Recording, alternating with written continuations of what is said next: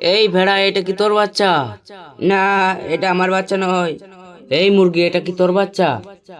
কুকুরকু, না, এটা আমার বাচ্চা নয়। এই বানর, এটা কি তোর বাচ্চা?